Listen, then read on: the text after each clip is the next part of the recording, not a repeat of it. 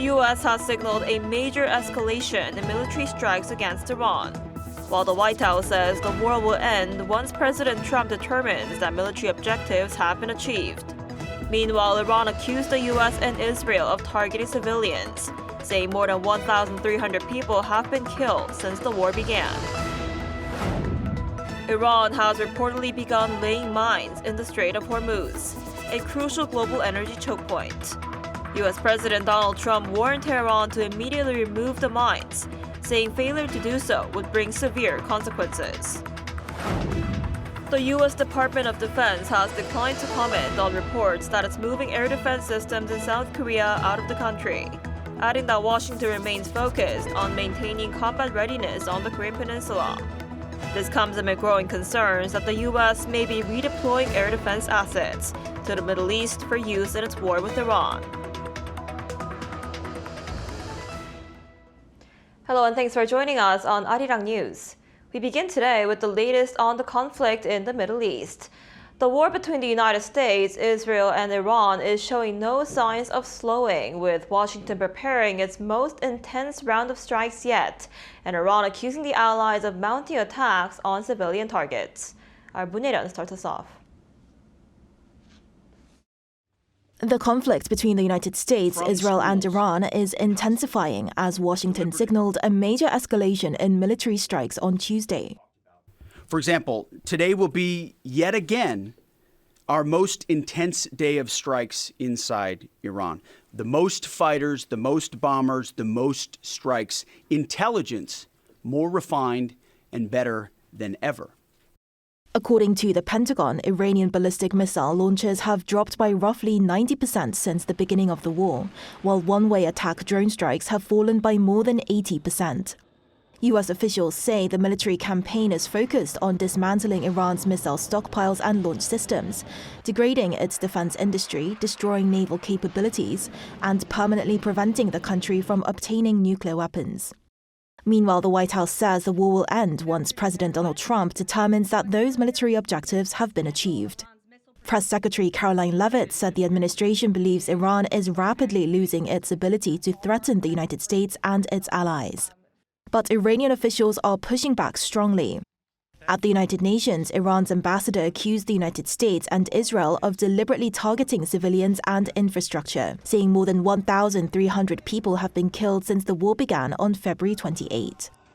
We reiterate our call on all member states to condemn this aggression and take urgent action to stop this criminal war against the Iranian people, a war that poses a serious threat to regional and international peace and security. The war is also drawing in global powers. According to Iranian officials, Russian President Vladimir Putin spoke with his Iranian counterpart by phone to discuss ways to end the war, reiterating Russia's opposition to the attacks and offering support for efforts to resolve the conflict. 문혜련, Arirang News.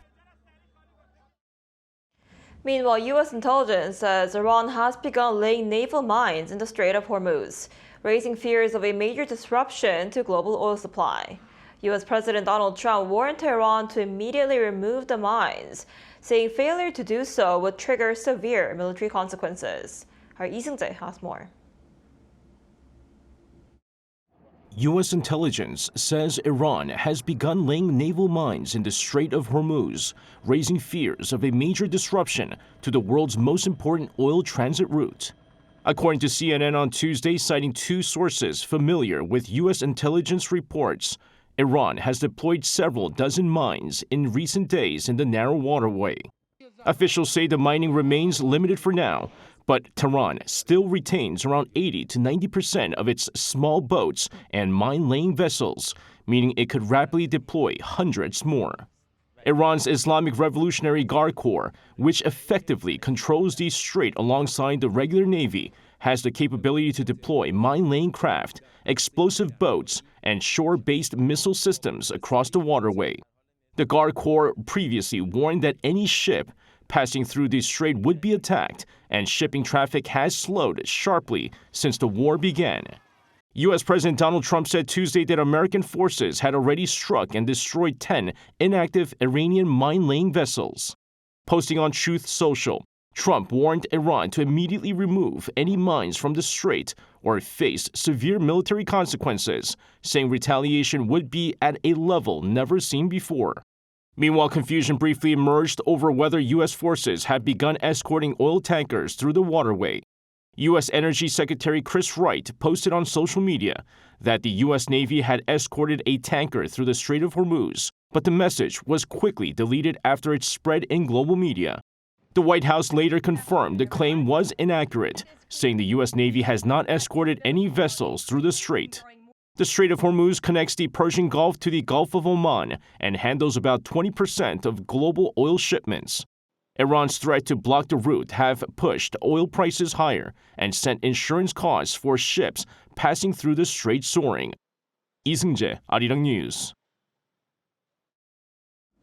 The U.S. Department of Defense has declined to comment on reports that air defense systems stationed in South Korea are being moved to the Middle East amid the war with Iran. A Pentagon official said Tuesday that the military does not discuss the movement of specific capabilities for operational security reasons, but stressed that U.S. Forces Korea remains focused on maintaining combat readiness on the Korean Peninsula. The response comes after the Washington Post reported that parts of the U.S. THAAD anti-missile system in South Korea are being redeployed to reinforce defenses against Iranian missile and drone attacks. South Korean President Lee Jae-myung acknowledged the situation, but noted that Seoul maintains one of the world's highest defense spending levels and a military ranked among the global top 5. Meanwhile, North Korea says it respects Iran's decision to appoint Mojtaba Khamenei, the son of the late Supreme Leader Ayatollah Ali Khamenei, as the country's next Supreme Leader. An unidentified spokesperson from Pyongyang's foreign ministry also strongly condemned what it called illegal attacks by the United States and Israel against Iran, saying they undermine regional peace and stability. The spokesperson added that their military actions and efforts to interfere in Iran's internal affairs deserve worldwide criticism.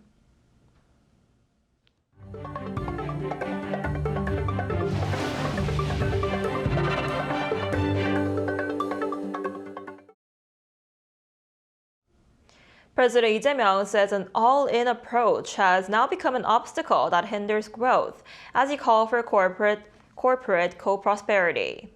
Speaking at a meeting with private firms at the Blue House on Tuesday, he said fostering an environment where large conglomerates cooperate with smaller firms was crucial for sustainable growth. He noted the case of Hanwha Ocean eliminating discrimination between its employees and subcontracted workers for equal performance-based bonuses, and said he hopes to see more of such cases in Korean society. Dozens of companies joined the meeting, including Hanwha Ocean, Samsung Electronics, and SK. A contentious labor law has taken effect starting Tuesday, amid sharply divergent views between business groups and labor unions. Our Lee Soo-jin tells us more. South Korea's controversial so-called Yellow Envelope Law took effect on Tuesday after a 6-month preparation period, bringing major changes to labor relations and collective bargaining. The revised labor law expands the definition of an employer and the scope of labor disputes while limiting companies' ability to claim damages from workers involved in strikes. One of the most significant changes strengthens responsibility for subcontracted workers. Under the new rules, parent companies may be required to negotiate with subcontractor unions if they're found to exercise substantial control over those workers' conditions, such as working hours and methods. Previously, negotiations were generally limited to unions representing workers directly employed by a company. The law also broadens the definition of labor disputes. In addition to decisions directly setting working conditions, disputes can now include management decisions that significantly affect them, such as restructuring or layoffs tied to overseas investment or factory expansion. The government says it spent the past 6 months preparing implementation guidelines and manuals to help companies and unions adjust to the new system. However, the law remains controversial. Business groups warn it could increase labor disputes, arguing that uncertainty over who qualifies as an employer may trigger conflicts at work sites. Labor groups, while welcoming the law, say it still falls short of fully guaranteeing bargaining rights. On the first day of implementation, several labor groups staged rallies and press conferences across Seoul, demanding direct negotiations with parent companies. Unions representing delivery workers, airport subcontractors, and university cleaners called on what they described as a real employers to come to the bargaining table. During a speech marking the 80th anniversary of the Federal of Korean Trade Unions, President Lee Jae-myung said he hopes the law will serve as a starting point for subcontracted workers and parent companies to resolve disputes through dialogue and compromise. The Labor Ministry expects some confusion in the early stages of implementation and says it will provide continued support. 이수진, Arirang News. South Korea's Financial Supervisory Service is set to make an on-site inspection of Toss Bank after a system glitch allowed customers to exchange Japanese yen at roughly half the normal rate. At around 7:29 p.m. on Tuesday, the Toss Bank app incorrectly applied an exchange rate of around 472 Korean won per 100 yen instead of the correct 930 to 934 Korean won range for about 7 minutes. Some users with automatic buy orders or those who quickly traded during the error managed to purchase yen at this discounted price. The bank immediately suspended yen exchanges upon detecting the issue and restored normal trading by around 9 p.m. Authorities and Toss Bank are now investigating the exact cause, transaction volume, and possible options, including whether to cancel affected trades or compensate customers. Toss Bank estimates its losses at around 10 billion Korean won, or about $6.8 million US. Meanwhile, South Korea is exceeding expectations at the 2026 Milano-Cortina Winter Paralympics. Led by Kim Yoon-ji, the national team has already secured a full set of medals, while wheelchair curling has guaranteed at least another podium finish. Our Chung Il-im has more. South Korea has now secured a full set of gold, silver, and bronze medals at the Milano-Cortina Winter Paralympics, surpassing its initial medal target of 1 gold and 1 silver. A major contributor to that success is 19-year-old cross-country skier Kim Yoon-ji. Kim captured silver in the women's sitting sprint final with a time of 3 minutes and 10 seconds, finishing just behind American Oksana Masters. The medal marks Kim's second of the Games. Earlier this week, she made history by winning gold in the women's biathlon, becoming the first Korean woman to win a gold medal at the Winter Paralympics. Kim competes as a dual-season athlete, swimming in the summer and skiing in the winter, and despite her young age, she has quickly emerged as one of South Korea's most promising Paralympic athletes. The 19-year-old still has 3 events remaining at the Games, raising hopes she could add more medals before the competition concludes. There was also success in the curling rink. The world #1 wheelchair curling mixed doubles duo Baek Hye-jin and Lee Yong-seok defeated the United States 6-3 in the semifinals. The team secured an early lead and never allowed a comeback, guaranteeing at least a silver medal.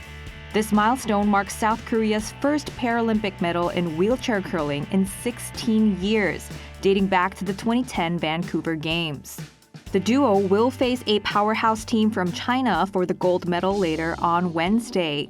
Meanwhile, the 4-person mixed curling team also remains in strong contention, currently sitting in 3rd place in the preliminaries after a dominant 9-0 victory over Norway. With several events still ahead, South Korea's athletes are continuing to build momentum at the Paralympic Games. Chung Il-im, Arirang News.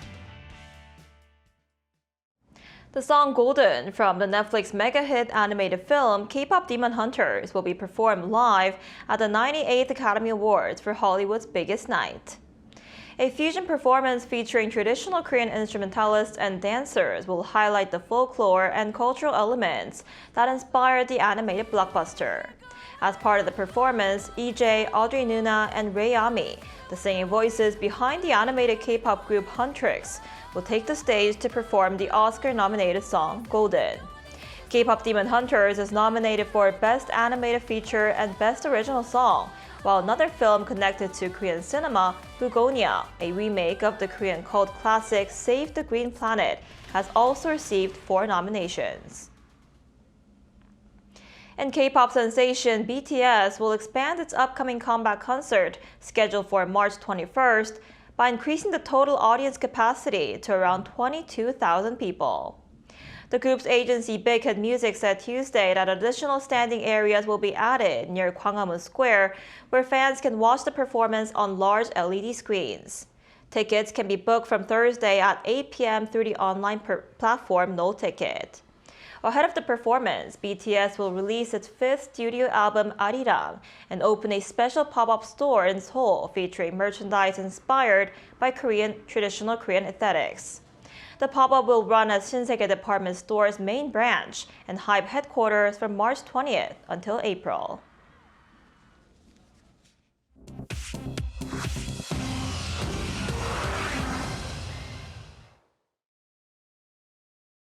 This is The World Now, bringing you everything you need to know from around the globe.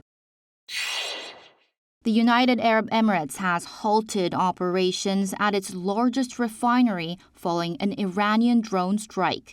UAE state oil giant ADNOC shut down the Ruwais refinery on Tuesday as a precautionary measure after a drone attack caused a massive fire.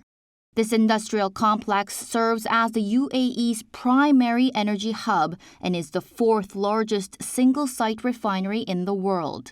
Also on Tuesday, the Israeli military confirmed it launched a new wave of targeted strikes against Iranian missile launchers. These launchers reportedly stood on high alert, ready to fire toward Israeli territory. Canadian authorities are increasing security at diplomatic sites nationwide after gunmen opened fire on the U.S. consulate in Toronto. Toronto police on Tuesday morning responded to a shooting at the U.S. consulate after two suspects fired handguns from a vehicle. No injuries were reported, but investigators recovered gun shells at the scene. Prime Minister Mark Carney called the shooting a, quote, reprehensible act of intimidation. In response, the Royal Canadian Mounted Police raised security at U.S. and Israeli diplomatic buildings in Toronto and Ottawa. This attack follows a series of recent shootings at local synagogues. Officials are now investigating whether these incidents are linked to the ongoing Iran war. Ukraine has struck a critical missile component factory deep inside Russian territory. The Ukrainian military on Tuesday deployed British Storm Shadow missiles to hit the facility, which produces essential electronics for the Russian war effort. Ukraine's President Vladimir Zelensky confirmed the operation, stating the components made at the factory power the missiles that strike Ukrainian civilians. Ukraine's general staff described the Kremny factory in the Bryansk region as a critically important link in the production of Russian high-precision weapons. Local Russian officials reported 6 deaths and 37 injuries following the attack. Tech giant Meta has acquired Moltbook, a viral platform where AI agents interact and perform tasks autonomously. The deal, confirmed on Tuesday, integrates the Moltbook leadership team into Meta's superintelligence labs to accelerate the development of AI that actually does things. Moltbook gained global attention for its ability to let agents manage calendars, send emails, and shop without human intervention. Meta views this as a leap toward the future of productivity, but critics such as Elon Musk warn the platform represents the early stages of a singularity. Chu Ji-hyun, Arirang News.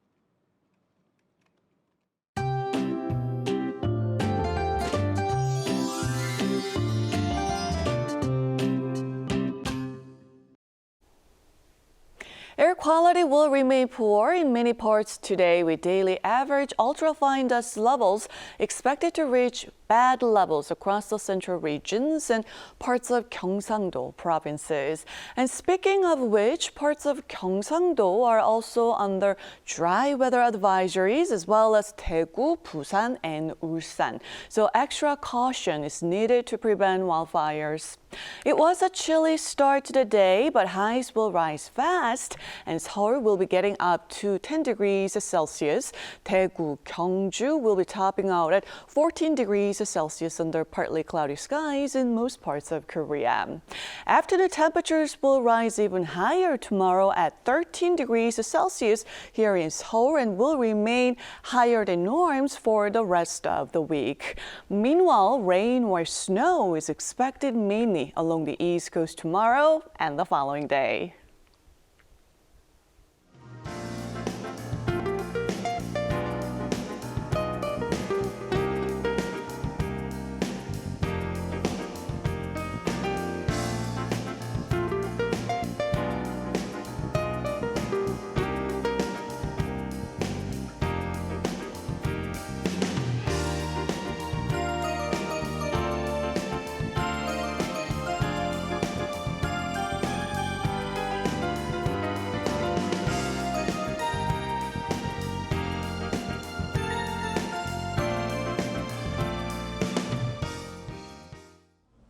That's all we have for today's noon edition of Arirang News. Thank you for watching. We'll be back at 5 p.m. Korea time. Stay tuned.